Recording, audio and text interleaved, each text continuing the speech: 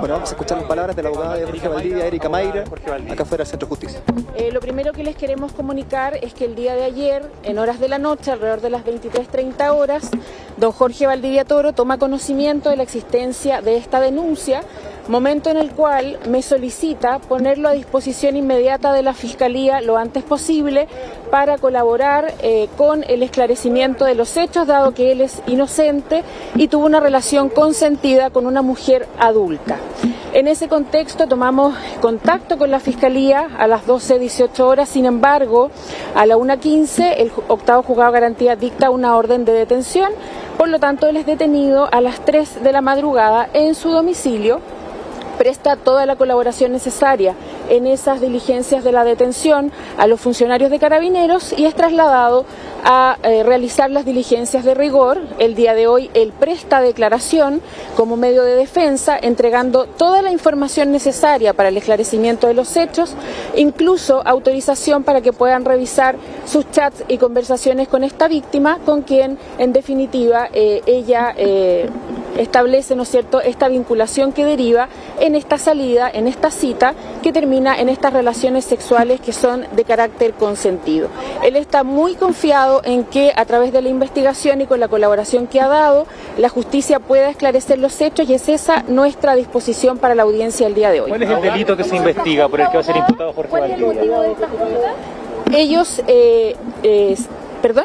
¿Cuál es el delito por el que va a ser? Pregunta por el delito que va a ser formalizado. Se nos ha comunicado que está siendo investigado por un delito de violación, por lo cual esa es la razón de la audiencia del día de hoy. ¿Esta es la primera abogada y por lo mismo, cuál cree que va a ser la medida cautelar? Ellos, hay evidencia que se habían reunido antes y por lo tanto, evidentemente eso se va a vertir en la audiencia, pero hay numerosos antecedentes como los que ustedes también han podido observar a través de distintas notas de prensa, de que ellos estuvieron en un restaurante, del cual salieron caminando perfectamente ambos, y por lo tanto, como les decía, nuestra audiencia del día de hoy es para demostrar su inocencia. Abogada, en ese sentido, ¿cuál cree usted que sería la medida cautelar más pertinente para esta situación? Nosotros vamos a solicitar, por supuesto, que don Jorge Valdivia Toro quede en absoluta libertad, toda vez que, como les decía recientemente, él ha sostenido una relación consentida con una mujer adulta. ¿Cuál es la abogada? ¿Cree que hay un...? Las pruebas de que es consensuado evidentemente se van a vertir en la audiencia, sin embargo, existe una situación en la que ellos se ponen de acuerdo para salir, ella lo invita a su domicilio, ella lo invita al restaurante donde él llega a conversar con ella, posteriormente ella lo invita a su domicilio, como les señalé, y en ese contexto es que se produce una interacción sexual como cualquier otra.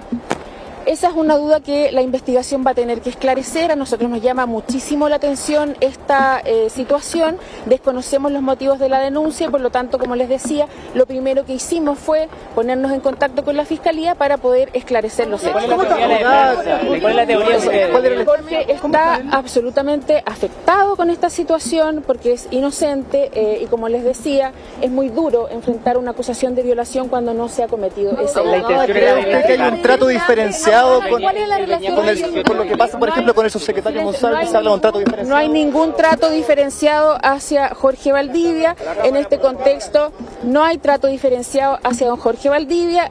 La Fiscalía está haciendo su trabajo y don Jorge Valdivia se presta a colaborar con ese trabajo como cualquier ciudadano de la República. Muchas gracias. Bueno, ahí entonces las palabras de la abogada de Jorge Valdivia, Erika Mayra. Vamos a seguir, por supuesto, su entrada al Centro de Justicia. Hay que recordar